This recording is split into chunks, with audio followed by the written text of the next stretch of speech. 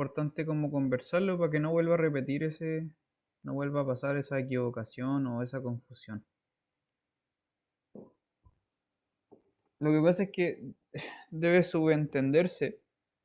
Si tú tienes una función, ¿cierto? Esta función lambda con la cual uno empieza y desde la cual tú construyes el lambda estrella, ¿no? Esta función lambda está definida, ¿cierto?, en una familia C. No tiene que cumplir nada en particular, o sea, solamente ser una función, ¿cierto?, no negativa, que al medirla con el vacío te dé cero. Y si además esta cosa es una familia secuencial de recubrimiento, entonces, claro, tú puedes definir la medida exterior. Esta medida exterior, como usted sabe, se define en el conjunto de potencia entero, ¿no? Y es una medida exterior. Es un teorema que demostramos en algún momento. El asunto es que la definición de este lambda estrella hace referencia a la definición de este lambda, ¿no? Es como una... Claro, se construye desde el lambda, por lo tanto el lambda estrella, ¿cierto? Cuando tú lo construyes, ¿cómo cubre a los conjuntos? Los cubre siempre con este que está definido en el lambda original, ¿cachai?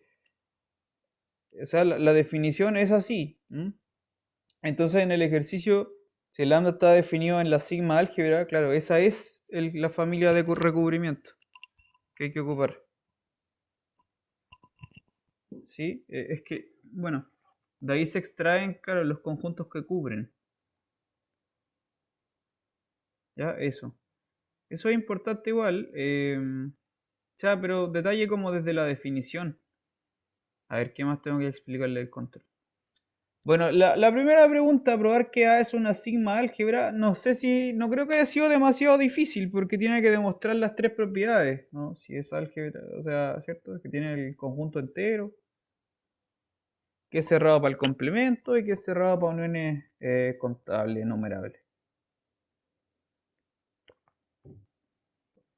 Eso no creo que haya sido demasiado difícil, espero. La segunda pregunta dice, ¿es lambda una medida? A ver, voy a proyectar el control.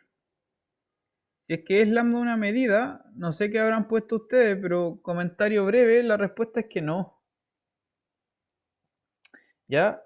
Porque le falta un poquito para ser medida. ¿Mm? De hecho se parece caleta a una medida, pero no lo es. Bueno, eso. Ahí en algún momento les voy a hacer la pauta, ahora yo creo que el fin de semana. Y de ahí la próxima semana seguramente les puedo dar las notas. ¿Mm? Entonces, bueno, le adelanto que lambda no es una medida realmente. Porque falla en la aditividad precisamente. De hecho, ni siquiera es aditiva de A2. ¿No? Si tú puedes probar eso, como que si tomas lambda de la unión disjunta específicamente, más aún si la tomáis disjunta, no necesariamente te va a dar la suma de las medidas. Ya eso lo puedes demostrar. Entonces no da una medida. Y el tercer ejercicio, determinar un conjunto que no sea lambda estrella medible. Este, esto tiene que ver con algo que vamos a ver ahora, de hecho. ¿Ya? O sea, bueno, en primer lugar ya hemos definido que es un conjunto medible, lambda estrella medible, ¿no? Y es un conjunto que tiene que cumplir una ecuación. ¿Ya? Es decir, que si no es lambda estrella medible es porque no cumple esa ecuación, ¿no? Ya. Entonces, en particular, para este ejercicio, ¿qué es lo que hay que tomar? Basta con tomar cualquier conjunto que no esté en esta sigma álgebra. Es decir, que no es contable y su complemento tampoco es contable. Puede pensar en cualquier conjunto que haga esa gracia, que no es contable y su complemento tampoco, por ejemplo, el intervalo 0,1 abierto, por ejemplo. Ese es un conjunto no contable que el complemento tampoco es contable. Ese conjunto, si tú tratas de verle la definición, no te va a funcionar que es lambda estrella medible. ¿Ya? Eso. Cualquier conjunto no contable, en realidad, claro, es tomar cualquier conjunto que no esté en la sigma álgebra A, te va a funcionar para como contraejemplo. ¿Ya? Bueno, insisto, le voy a dar la pauta con detalle pronto. No sé si tienen alguna pregunta de eso. No sé, cualquier cosa me puede decir, ¿ah? Cualquier comentario. Pero igual es interesante este control, creo como último comentario del control.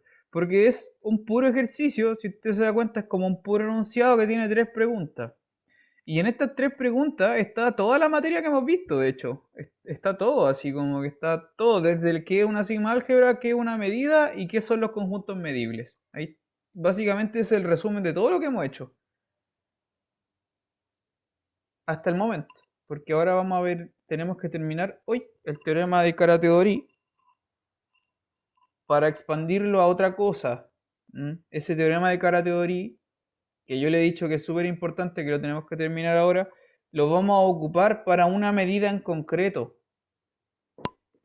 ¿Ya? Para construir una medida peculiar, que es la medida de Lebesgue como tal. Ya, eso. Entonces, vamos a terminar la demostración del teorema de Carathéodory. O sea, de nuevo, importante este teorema, se lo voy a volver a comentar. Pues si es que no se acuerda. El teorema de Carathéodory, lo que decía era que, perdón, si tú tienes como una función que esté definida en un álgebra, una función que es como parecida a una medida, y le pedimos que sea sigma finita, a ver, sea mu, una medida, entre comillas, ¿cierto? Esto se lo expliqué la vez pasada porque en realidad no es una medida, sigma finita y finitamente aditiva, ya no es realmente una medida, sino que, claro, cumple esto, finitamente aditiva, y además está definida en un álgebra. Entonces no puede ser una medida porque sabemos que una medida está definida en una sigma álgebra, ¿no? Definido en un álgebra, en un álgebra A. Entonces esta medida entre comillas se puede extender. Mu tiene una única extensión a una medida como tal.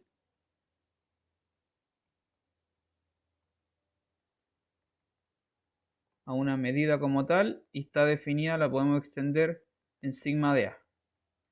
De hecho, la demostración, como pudimos demostrarlo, que en realidad está definida en un conjunto más grande en realidad, pero en particular está definida en sigma de A. ¿No? El sigma álgebra generada por el álgebra A. Ya, entonces, recuerdo este enunciado del teorema, se lo vuelvo a comentar una vez más. Eh, entonces, en este teorema que estábamos demostrando que hay existencia y unicidad, ¿no? Ya demostramos la existencia, falta ver la unicidad. Entonces yo le había comentado el día lunes, se lo comenté, que para demostrar la unicidad, el teorema de unicidad, la parte de la unicidad se lo había comentado, se debe a la medida sigma finita, ¿no? La hipótesis de ser sigma finita implica la unicidad. Eso hay que ver ahora. Eso quedó pendiente de la vez anterior.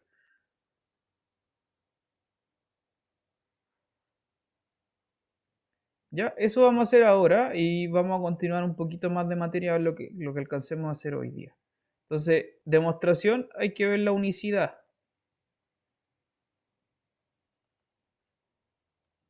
¿Ya? Para que usted vea cómo se ocupa lo de sigma finita. ¿En qué momento ocupamos la hipótesis? Porque en el tema de la existencia no lo ocupamos nunca. ¿Ya? Porque, insisto, como le dije, esta extensión siempre existe y no tiene por qué ser sigma finita la media. Pero para que sea única, sí. Ya, entonces, unicidad. Supongamos entonces,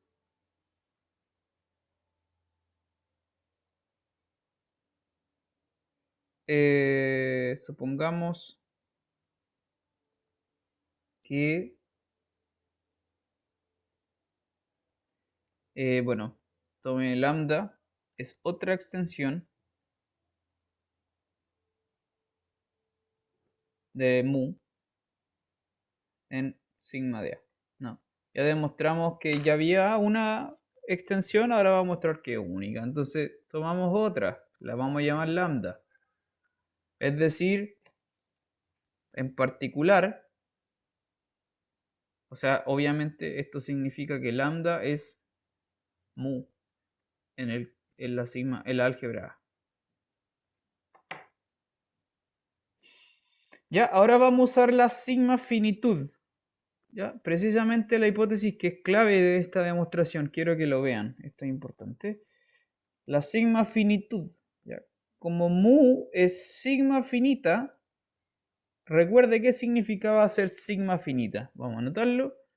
Como mu es sigma finita, esto significa, de nuevo, que todo el espacio omega lo puedo cubrir, ¿no? Lo puedo descomponer como una unión de algunos conjuntos, donde cada uno de ellos tiene medida finita.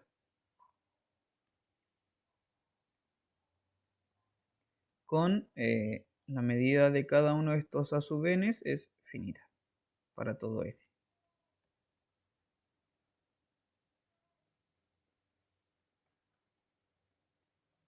¿Sí? Esa es la definición de ser sigma finita, ¿vale? Pero más aún, y esto no es para nada difícil de demostrar, esto es súper sencillo, uno puede tomar que esta unión sea disjunta. Eso es un fenómeno recomún en medida igual. Bueno, no siempre es así, pero es súper habitual que si algo se cumple para una unión, entonces tú puedes considerar un caso particular en el cual sean uniones disjuntas. Y eso es un ejercicio que no es difícil de hacer. Es decir, si tienes que un conjunto se puede escribir como una unión de otros conjuntos, entonces se puede escribir como una unión disjunta de otros conjuntos. ¿Ya? Ese es el resultado que estamos usando aquí. ¿Ah? Ojo con eso. Esto no es necesariamente parte de la definición, pero se puede considerar así, sin ningún problema. ¿Vale? Unión disjunta ahí. ¿Por qué sirve la unión disjunta finalmente? Porque, bueno, como usted sabe, cuando tenemos uniones disjuntas, es mucho más práctico para lo que ocurre con las medidas, ¿no? Sí, porque la medida de unión disjunta siempre es la suma de las medidas, pues y ese resultado es re práctico, súper amigable para poder calcular medidas. Entonces nos conviene hacer que la unión sea disjunta precisamente para eso. Ya. Ahora, ¿qué es lo que hace el truco? Ya, eso es algo que siempre se puede hacer, pero el truco que se hace a continuación es el siguiente. Se define una sucesión de medidas, ¿ya? Para todo n mayor o igual que 1, una sucesión de medidas. Esto tampoco lo hemos conversado mucho, pero uno puede definir una sucesión de medidas perfectamente. ¿Ya? Se define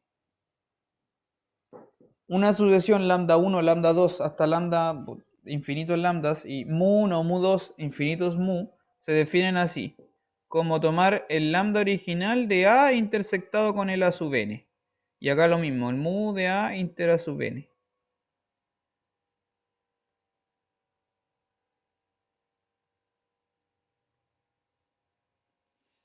¿Ya? Esto, y por supuesto, ambos, esto es para todo A definido, lo vamos a definir en la sigma álgebra generada por A.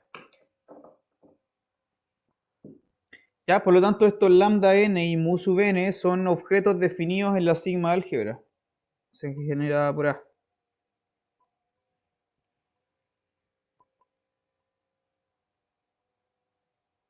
Bien.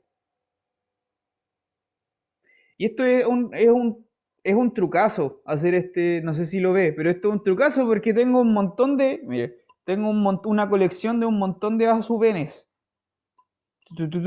Que si los junto todos me da el espacio omega entero, ¿no es cierto? Los junto todos, me da el espacio omega entero. Y en particular, si tomo todos estos, vamos a hacer un diagramita mejor. A ver, dibujo.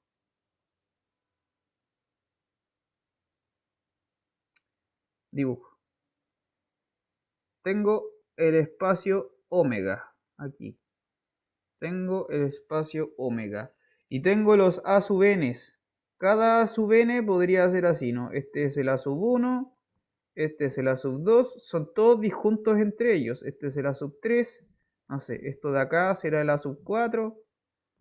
¿No es cierto? Etcétera. Esto de aquí será el A sub 5. Esto será el A sub 6. Puntos suspensivos. ¿Se entiende? Ya. Entonces tiene en total la unión de todos estos que son todos disjuntos entre ellos me da el omega entero. Ya. Entonces uno define esta sucesión de medidas, lambda n y mu sub n, los defines en un conjunto arbitrario tomando restricciones de estos a sub n's. Entonces tú defines, por ejemplo, el lambda sub 1, no sé, por decir algo, ¿qué sería el lambda sub 1 de A? Por ejemplo, el lambda sub 1 de A, tú tomas un conjunto arbitrario, ¿cierto? Y consideras la intersección, no, esto está muy feo. Consideras la intersección entre A y el A1, que sería esto de aquí. Y mides con la medida lambda ese pedacito. ¿Sí? Yo lo encuentro en otro caso porque es como tomar una submedida dentro de otra. Así. ¿Mm? Entonces, estos lambda n y mu sub n hacen sucesiones de medidas y se puede probar que estas cosas son medidas bien definidas, sin ningún problema, pero además son medidas finitas. Porque la inter A sub n, ¿cierto? Está metido dentro de la sub n. ¿Ya? Y por hipótesis el mu, por lo menos, esto sería finito. ¿Ya? Entonces, ¿qué es lo que acabo de decir? Voy a anotar eso que acabo de decir. Estas cosas son medidas finitas. Es una sucesión de puras medidas finitas.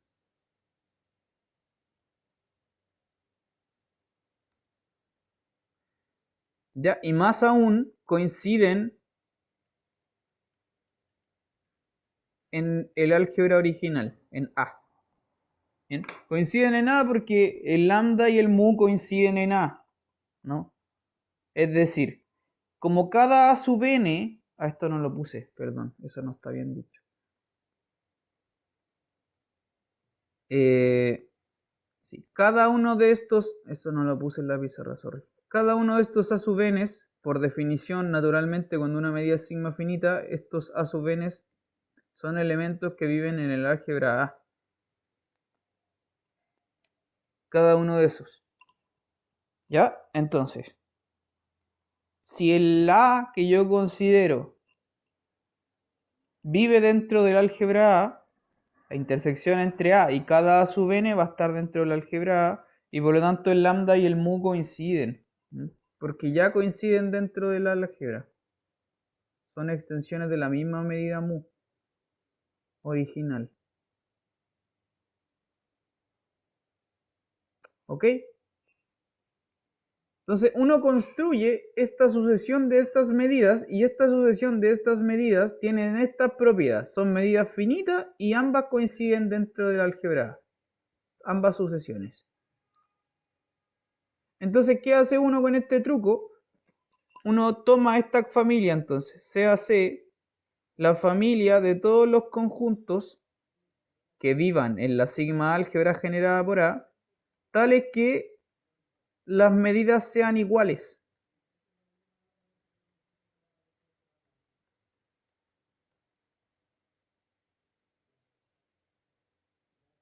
Para todo n.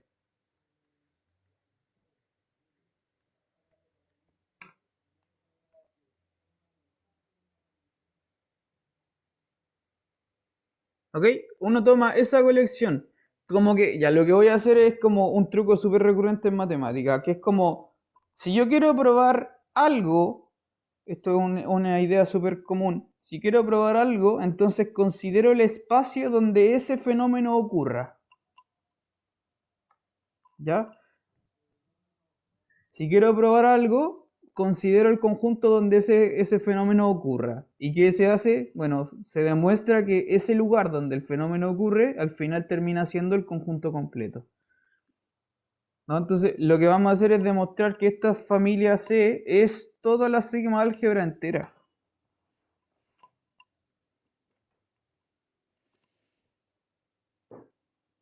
¿Por qué se hace eso? Lo va a entender a continuación.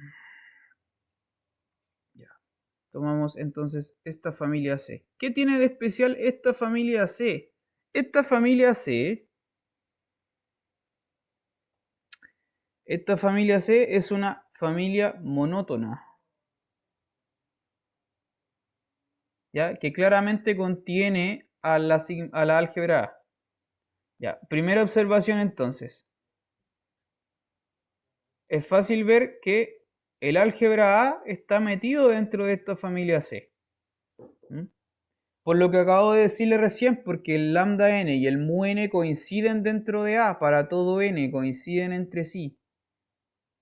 ¿Ya? Entonces, si tomo cualquiera dentro de A, esta va a quedar dentro de esta familia C. Eso no es para nada difícil de verlo, por lo que acabo de decir. Pero además, C es una familia monótona. ¿Se acuerda que es una familia monótona? Esto lo conversamos hace harto tiempo atrás. De hecho, fue como en las primeras clases que tuvimos, que era una familia monótona.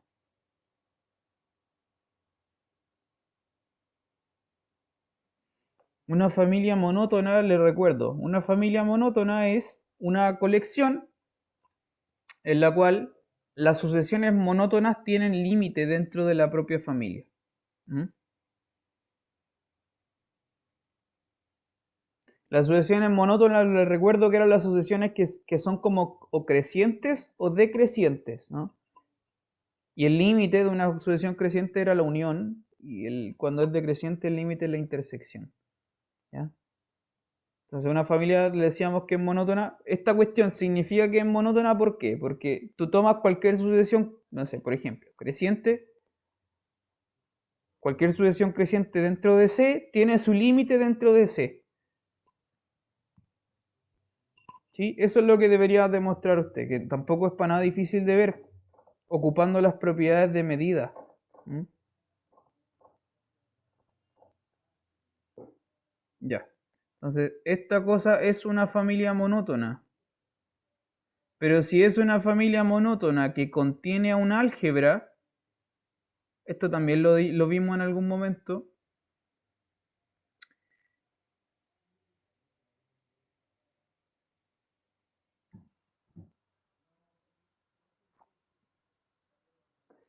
En algún momento tiempo atrás, cuando hablamos de familias monótonas, nosotros demostramos, y esto no también era muy sencillo, que todas las familias monótonas son sigmas álgebras. ¿Ya? Vamos a anotar eso. En particular, entonces, C es una sigma álgebra.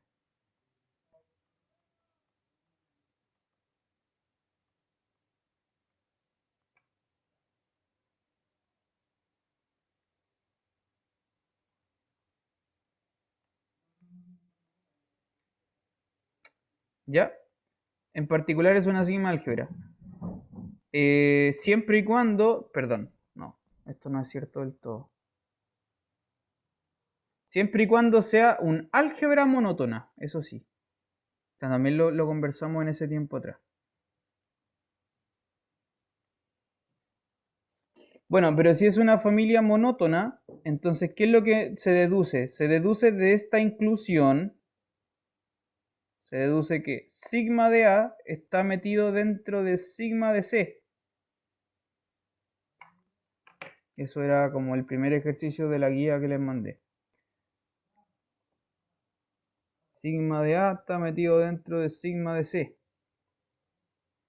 Pero ahora, claro, el fenómeno tenemos que volver para atrás con lo que vimos al principio del curso. Demostramos al principio, súper al principio, cuando definimos familias monótonas, demostramos que las sigmas álgebras son lo mismo que las familias de álgebras monótonas. ¿Sí? voy a hacer un pequeño recuerdo de eso que vimos hace harto tiempo atrás. Porque eso es lo que tenemos que ocupar para terminar esta demostración. A ver, recuerdo.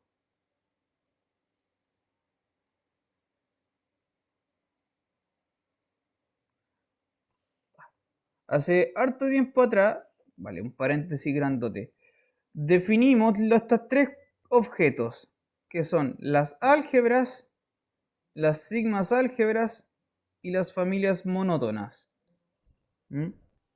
Y yo le recuerdo que hicimos concebir la colección de todas las álgebras, la colección de todas las sigmas álgebras y la colección de todas las familias monótonas. Y eso lo anotábamos así, como A con una línea, sigma con una línea y M con una línea. Entonces estos son la categoría de todas las álgebras, la categoría de todas las sigmas álgebras y la categoría de todas las familias monótonas. Y demostramos este fenómeno, que la categoría de las sigmas álgebras es lo mismo que la categoría de las álgebras intersectada con las familias monótonas. ¿Mm? Eso es lo que se llama una álgebra monótona, te lo recuerdo. Entonces, si tú tienes una álgebra monótona, eso es una sigma álgebra y viceversa. Si tienes una sigma álgebra, será una familia monótona.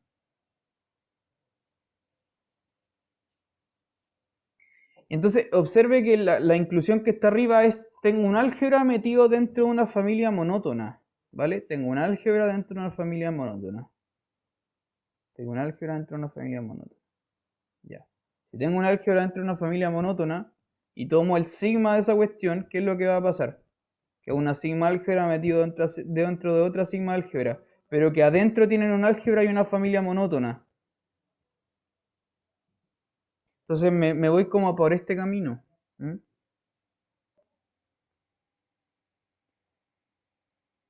Ya. Este fenómeno es importante porque permite entender las sigma álgebras de otra forma, como familias monótonas. Entonces, desde este resultado, lo que se implica necesariamente es esto, que sigma de A tiene que ser la propia familia C.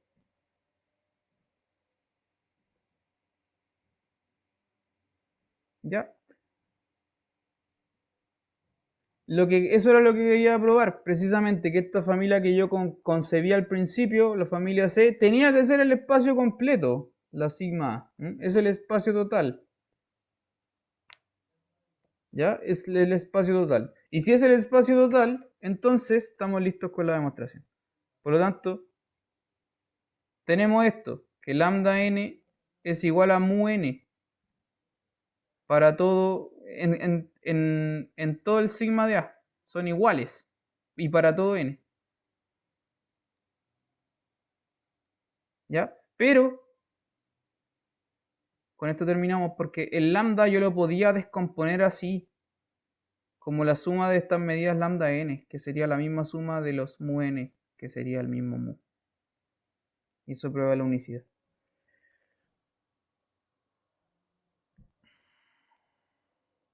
Ya no sé si se entendió, quizás no entendió nada en verdad lo que dice. Pero observe que, bueno, cualquier cosa me puede preguntar, pero observe que acá como que en la maquinaria que uno ocupa para demostrar este hecho hay hartas cosas igual. A pesar de ser solamente demostrar la unicidad de un teorema, que es como algo súper, no sé, puntual, como que la maquinaria para usarlo es súper compleja igual, porque había que ocupar familias monótonas, sucesiones de medidas, descomposición por sigma finitud, igual es como súper enrevesado. Solo para probar la unicidad.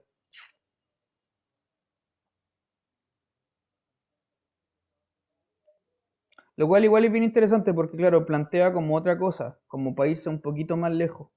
Por ejemplo, esto de las sucesiones de medidas que no lo habíamos conversado.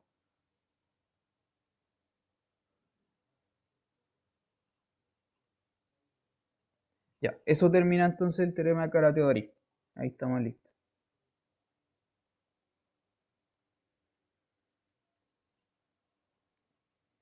Si tiene cualquier pregunta me dice.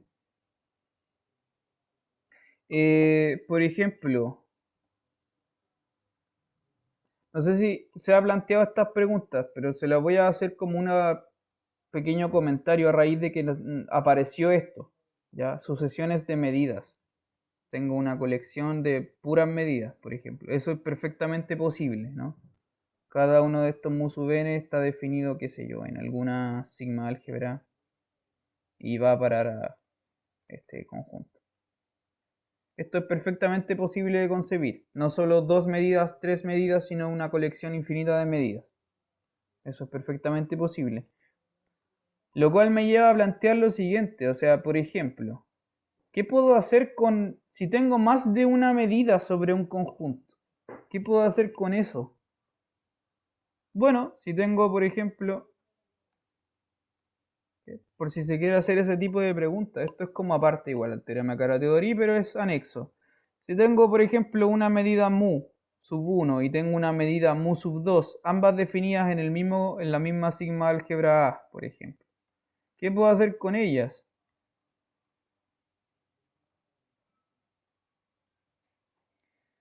Bueno, depende.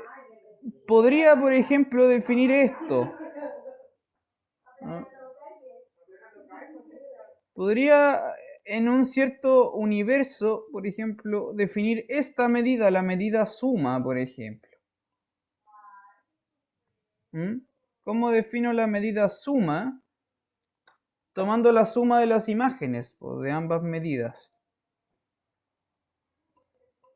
Por ejemplo, podría hacer eso, ¿no? Algo como muy básico, que de hecho lo acabamos de usar en la demostración.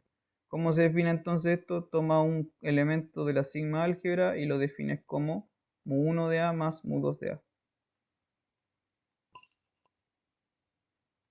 Y se puede demostrar que esto también es una medida. La suma de medidas es una medida también. Y también ocurre como con los escalares. También ocurre si tú tienes alfa veces mu1, mu, para cualquier escalar positivo, eso también me va a dar una medida. Ya, esto es alfa veces mu de A. Esto también es una medida, pero acá sí que tiene que ser para todo alfa número real mayor o igual que 0. Sí, porque si no obtengo resultados negativos, pues no quiero eso. Ya, eso. También. Entonces, el espacio, como si concibo las medidas, no es un espacio vectorial, pero es como casi, ¿no? Como que se parece, pero no lo es. ¿Sí? Porque puedo sumar medidas y me da una medida, pero el escalar no está libre en los reales. El escalar queda así como en un conjunto más chiquitito, que es el intervalo, ¿no? Por lo tanto, eso no me hace un espacio vectorial, pero casi, se parece.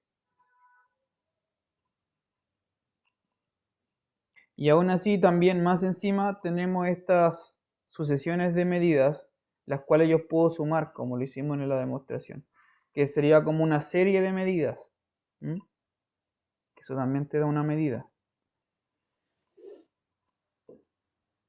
Ya, eso, un comentario aparte, ¿vale? Ya.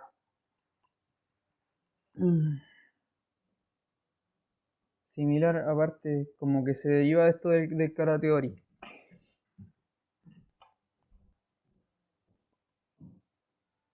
Ya, mire. Entonces, con el teorema de Carathéodory, lo que tenemos que hacer ahora es que ya lo tenemos demostrado, insisto, básicamente lo que uno tiene es una función mu definida en un álgebra que cumple, qué sé yo, un par de propiedades, que está ¿no? Finitamente aditiva, definida en un álgebra, que la medida es 0, del vacío 0. ¿No? Esa era la hipótesis del teorema de Carathéodory. Entonces con eso uno lo sube, ¿no? La extiende para arriba a un mu, llamémosle mu, ¿cómo lo voy a anotar? Mu gorrito así definido en el sigma de A, que esto ya es propiamente una medida. ¿Ya? ¿Vale? Eso es lo que hacemos, ¿no? Tenemos una cosa que se parece a una medida definida en un álgebra, entonces se puede extender a una medida como tal, en la sigma álgebra generada, ¿vale? Ya. con este método del teorema de Carathéory, que insisto es lo que ocupó Carathéory desde Lebesgue, con esto definió Lebesgue la medida que pasó a llamarse la medida de Lebesgue, que es la que hay que estudiar ahora. La medida de Lebesgue, entonces se construye, Lebesgue la construyó así, desde esta forma, partiendo con una función definida en un álgebra. Partiendo con una función definida en un álgebra. Y que después se extiende, por Carathéory se extiende a una medida más general. Y después, de hecho, se extiende más todavía, y eso lo tenemos que ver ahora. Entonces, primero, para entender la medida de Lebesgue, como ya se lo he comentado varias veces, esta medida de Lebesgue, llamemos lambda, está definida en un álgebra, ¿ya? ¿En cuál álgebra? Ahora estamos situados en R, todo esto dentro de los números reales. El álgebra en cuestión que uno define es la unión disjunta de intervalos. Y no importa si son intervalos abiertos, cerrados, eso da lo mismo. Puede considerar, no sé, de k igual a 1 hasta infinito. Pongamos intervalos abiertos. Eso en realidad no es relevante. A sub k, b sub k. Donde los a sub k, b sub k son números reales. Este conjunto, que es, de hecho es la topología, eso es un álgebra.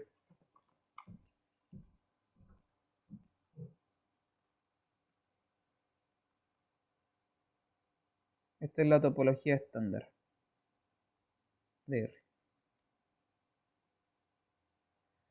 ¿Sí? La unión es de intervalos abiertos. Eso, y no tienen, bueno, no tienen por qué ser disjuntos o no.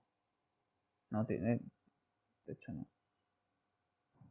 Bueno, si le saco la que sean disjuntos, ahí sí, ahí es la topología estándar. Si le coloco que sean uniones disjuntas, bueno, no es tanto la topología estándar, pero se parece igual.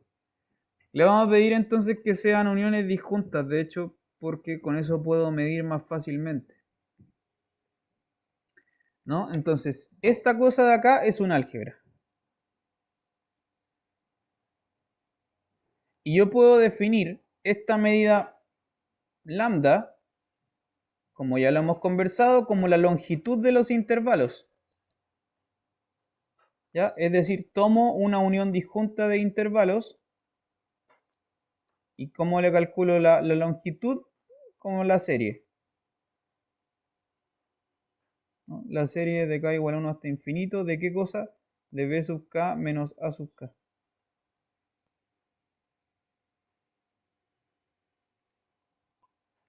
¿Sí? Y en particular la medida del vacío será 0. Entonces, esta cosa que está acá, usted puede demostrar que esta función cumple las condiciones del teorema de Carathéory. ¿Ya? Es una función que es finitamente aditiva, definida en un álgebra, con la medida del vacío igual 0.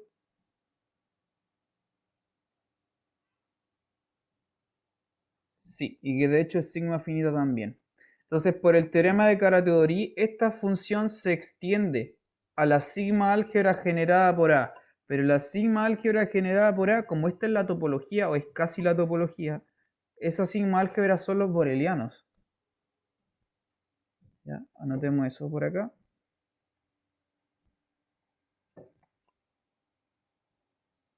Entonces, por Carathéory, el teorema que acabamos de probar, este lambda se extiende a los borelianos, la sigma álgebra de Borel generada desde los reales.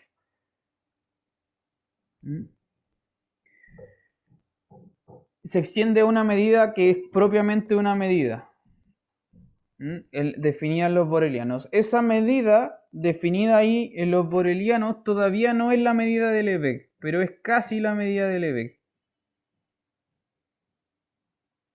O sea, ya, igual sí, también se le llama medida Lebesgue en todo caso. Ya, pongámoslo. Dicha medida, la extensión,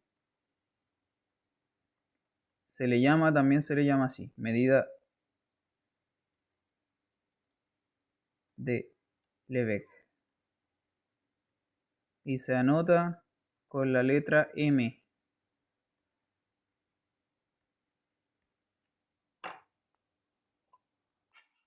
¿Vale?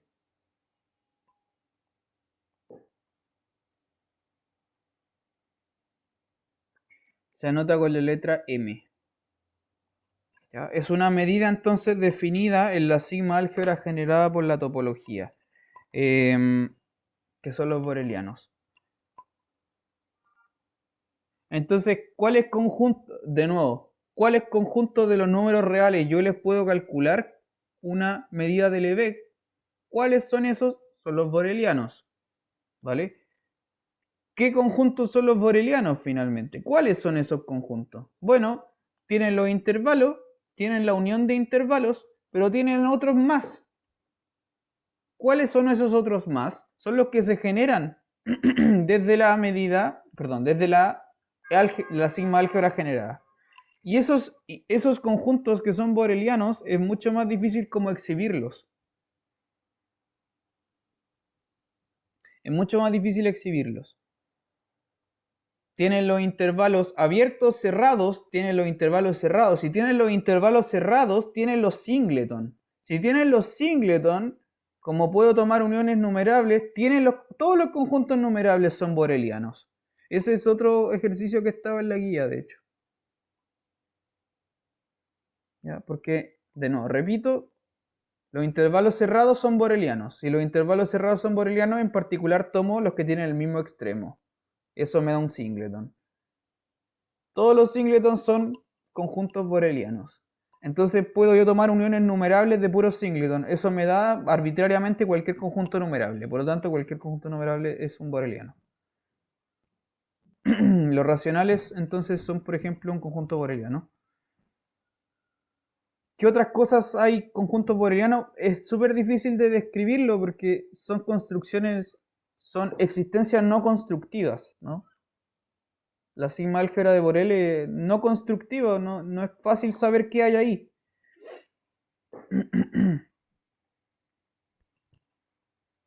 Ya, entonces, ¿qué conjuntos les puedo aplicar la medida de Lebesgue? Son los borelianos. ¿Mm? Pero tenemos que ver otra cosa, porque esta medida de Lebesgue se queda un poco corta. ¿Ya? De hecho, el propio Borel también definió una medida sobre este conjunto que, bueno, en su tiempo él no le llamaba a los borelianos, obviamente se lo llamaron después, pero el propio Borel también define una medida en los borelianos. Pero esa construcción de esa medida a él no le gustó y la descartó, la desechó. ¿Por qué la desechó? Porque tiempo atrás Jordan, que el mismo Jordan que aparece en el álgebra lineal, Jordan, otro matemático importante que es un poquito tiempo atrás, Jordan había construido otra medida, pero definida de otra forma, que ahí yo no cacho muy bien, pero estaba definida en otro conjunto más grande que son los borelianos. Entonces, por un tema como de cardinalidad, cuando Borel construyó una medida en los borelianos, me dijo, esta medida se queda corta, no la voy a considerar, mejor me quedo con la de Jordan, que es un poco más general.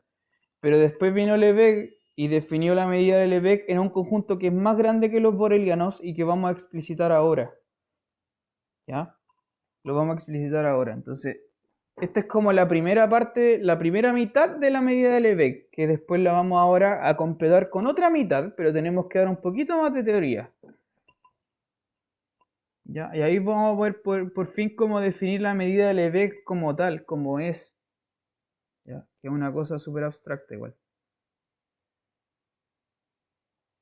Entonces me falta como la otra mitad de la construcción de la medida de Lebesgue.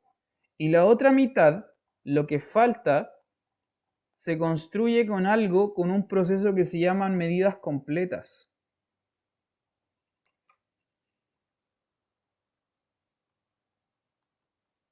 Entonces, hay que ver un poquito más de teoría ahora para definir bien la medida de Lebesgue, medidas completas. ¿Qué es lo que falta? ¿Qué es lo que pasa? ¿Cuál es el problema con lo que estábamos haciendo? ¿Por qué no es suficiente? Lo que pasa es lo siguiente. Voy a volver a la guía que les mencionaba. La guía que les di de los ejercicios.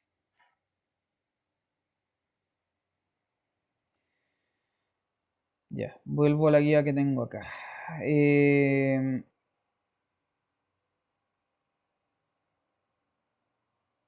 Vamos al ejercicio 4. ¿Es cierto que una sigma álgebra es cerrada para los subconjuntos? La respuesta es no, ¿cierto? Si tú tienes un conjunto, no necesariamente los subconjuntos de él pertenecen a la sigma álgebra. ¿Sí? Porque eso es obvio, ¿no? Si así fuera, como tengo al omega, todos los subconjuntos de omega deberían estar en la sigma álgebra, por lo cual es falso. ¿Mm? Ese resultado, por muy obvio que pueda ser, que es falso, ¿no? No es cierto que eso se cumpla. Eso tiene complicaciones para la teoría de medida, ¿vale? ¿Por qué? Eso tiene unas complicaciones, desde lo cual aparece este concepto de medidas completas. Entendamos esto, si tú tienes, por ejemplo, a ver, ¿cómo lo voy a explicar? Vamos a hacer un dibujo. Tengo el conjunto omega, voy a tomar un conjunto A arbitrario, ¿ya? Y voy a tomar un subconjunto de él, un subconjunto B. ¿Mm? Tengo una sigma álgebra A y tengo que A pertenece a A. Entonces esto no implica necesariamente que el B pertenezca al A. Si esto es súper peculiar porque una medida, como ya sabemos, una medida está definida en una sigma álgebra.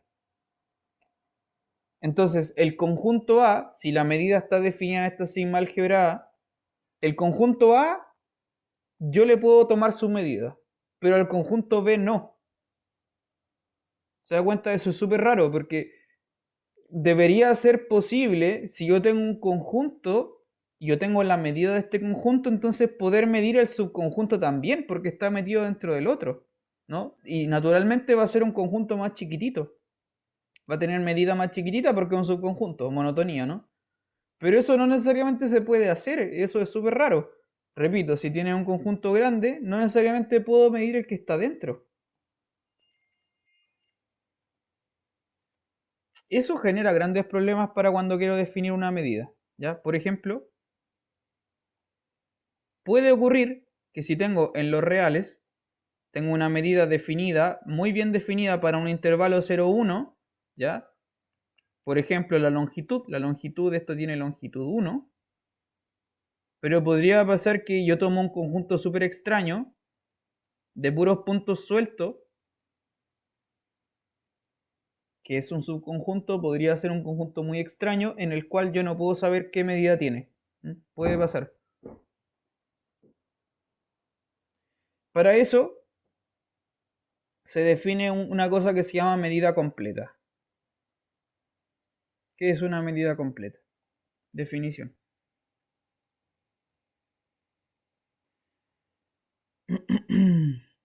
Definición entonces sea omega a mu un espacio de medida.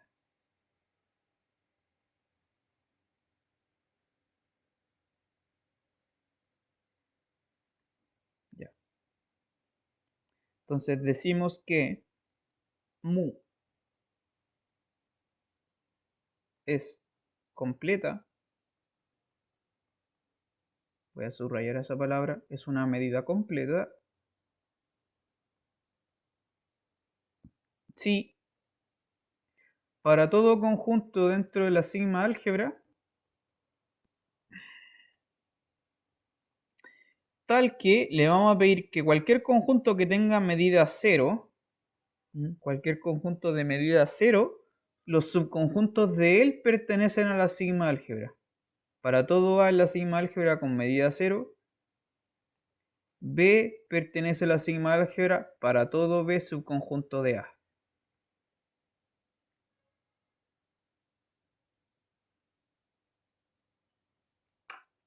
Esto viene a arreglar lo que estábamos haciendo recién. Los que, como que tengo un conjunto que el cual puedo medir y tratar de medir los que son los subconjuntos, que son más chiquititos, ¿no? Pero ese fenómeno lo vamos a ocupar solamente para los que tengan medida 0, porque basta con eso, no es necesario hacerlo para todos. Solamente agregarle como los que se puedan medir con medida 0. Entonces, si tengo un conjunto de medida 0, todos los subconjuntos de él son medibles. Los puedo medir, ¿ya? De alguna forma. Pertenecen a la sigma álgebra, eso es lo que quiere decir.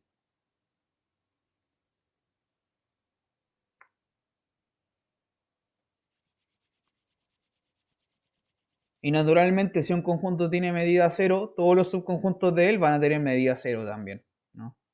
Si es para una medida completa. ¿Vale? Eso es una medida completa.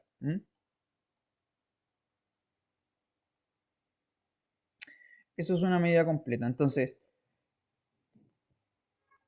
insisto, no todas las medidas, de hecho, de las medidas que hemos estudiado no tienen por qué ser completas, no tiene por qué pasar eso. Pero lo que uno puede hacer es volver a extender, ¿ya? Es el proceso de doble extensión. Eso lo tenemos que demostrar, lo vamos a hacer el día lunes, porque ahora ya no tenemos tiempo. Pero es como que tú partes con un lambda, lo extiendes, y eso de nuevo lo podemos extender con una completación. Así se llama ese proceso, completación de medidas.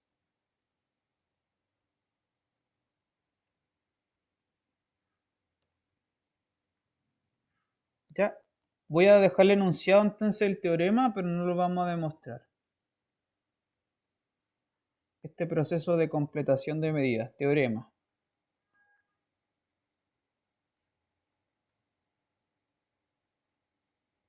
Teorema, completación de medidas.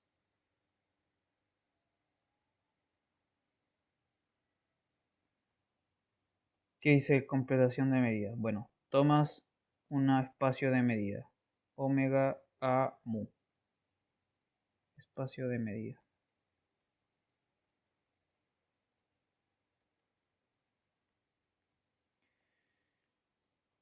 Ya, entonces lo que uno hace es, permiso, voy a borrar la definición. Lo que uno hace es definir sea otra sigma álgebra, sea A, que se anota así, A con gorrito, o también lo anotan así, A tilde, ¿ya? Bueno, pongamos A con una rayita arriba, que se anota, ¿qué es esto? Esto será una nueva sigma álgebra. ¿Qué es esta sigma álgebra? Lo vamos a definir así, como tomar la sigma álgebra original, pero le vamos a añadir otro pedacito más. Son todos los n's subconjunto de omega, tal que n es un subconjunto de algún otro con medida nula. ¿Ya? Existe un A en A con medida nula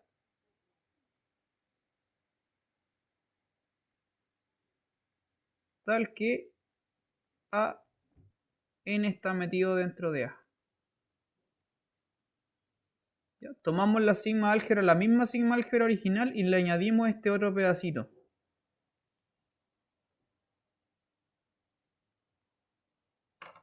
¿Se da cuenta? Es precisamente esa idea de la completación. Los elementos que viven acá dentro, entonces, ¿qué son? Son objetos que son de esta forma, A unión N.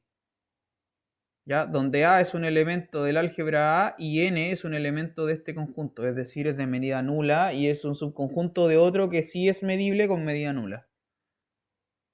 ¿Ya? Los elementos entonces de esta álgebra, de este objeto A rayita, son de esa forma, A unión N. Y se puede probar que esto también da una sigma álgebra. ¿Ya? Entonces, A gorrito es una sigma álgebra.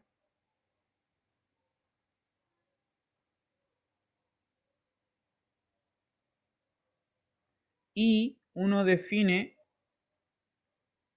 esta otra medida, mu tilde. Uno define mu tilde, se define en este espacio, en este A gorrito, se define así.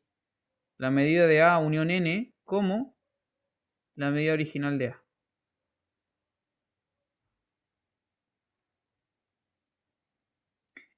Entonces, esta medida es una medida completa.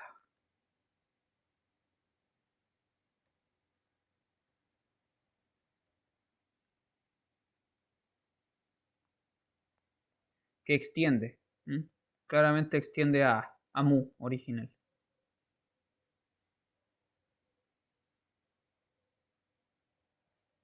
Que extiende a. Ese es el teorema que vamos a demostrar el día lunes. Entonces, bueno, con esto ya vamos a terminar. Lo que pasa, insisto, es que con esto uno puede seguir extendiendo una medida. ¿Sí? Desde una medida común y corriente, tú puedes extenderla y completarla y construir otra que se llama medida completa. La completación de la medida original. Con esa completación ya no es necesario hacer ninguna extensión más. Con eso ya está como hecho, está al tope.